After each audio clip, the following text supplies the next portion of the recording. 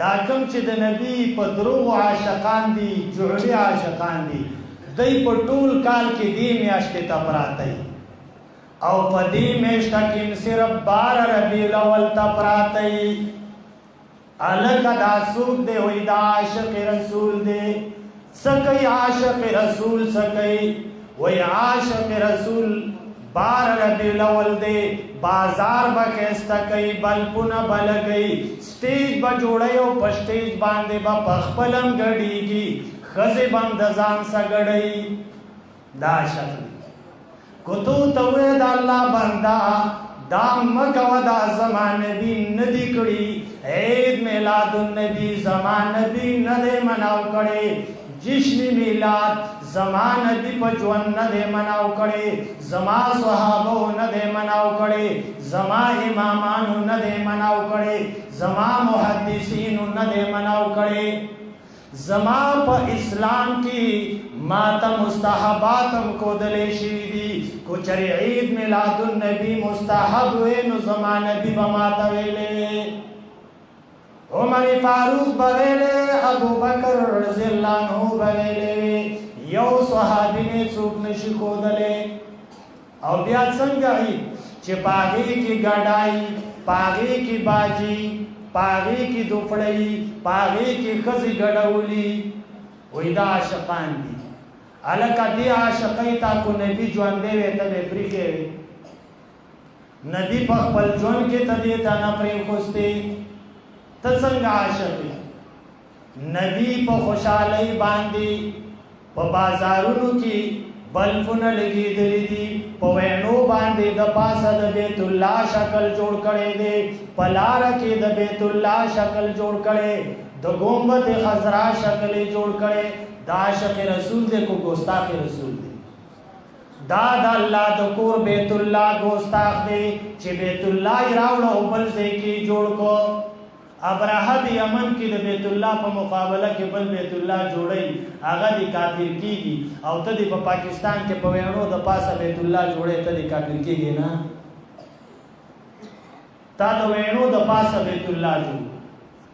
تا د غند پاسه ګنبد خضرا جوړ کو د ټولو نلوي ګوستاخ ته تا د بیت الله نه کې جوړ کو ظالما تا د بیت الله نه کې جوړ کو تا د ګنبد خضرا نه کې جوړ کو به د پچاړ کټ کو و دي خړو دا ګوستاخ دې کنه دي الکه زمونږه خبره چړولونه مانی د اکوړي خټک چې کومه فتاوا د فتاوا حقانیه هغه کې تفوس شوه دي چې عید میلاد النبی مناول پاغي کې د سیرت خبري د نبی د سنت خبري د نبی د اخلاق خبري کول څنګه دي هغه ته جواب کې څوي हमारी محققین علماء کی نزدیک عید میلاد النبی بدترین قسم کے بدعت ہے دا چا فتوا دا کوڑا خټک فتوا دا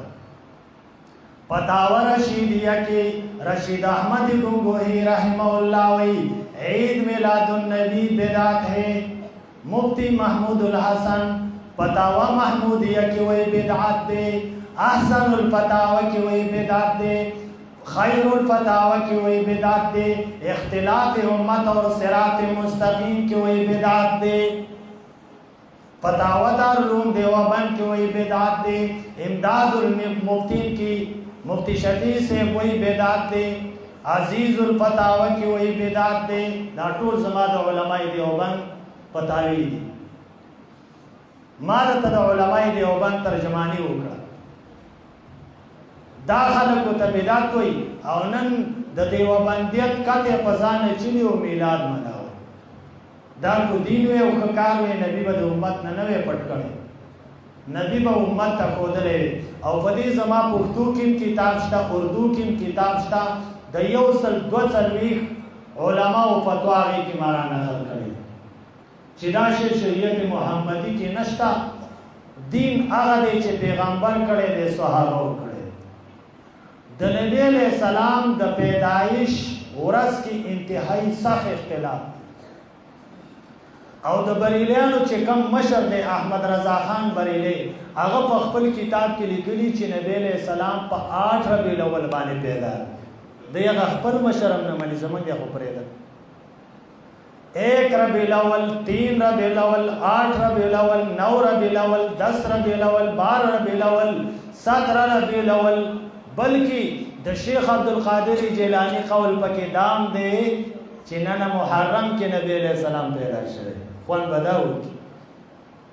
چې محرم کې دا شی شروع کړي چې نور یاران هم داغه طرف سینې وي او دې طرف نه وته تاسو بلکونه لګوي خوان به بیا غلو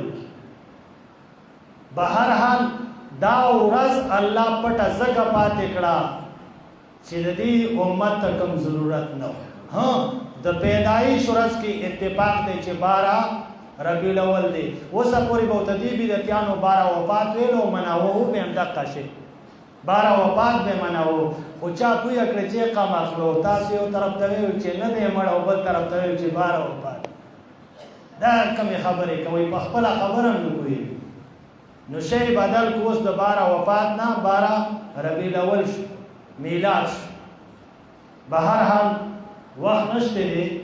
الله رب العزت دې په دې مختصر خبرو باندې مالا او تاسو له عمل کولو توفیق راکړي ان شاء الله کو ژوند بیا به تفصیلی خبرې وکړو.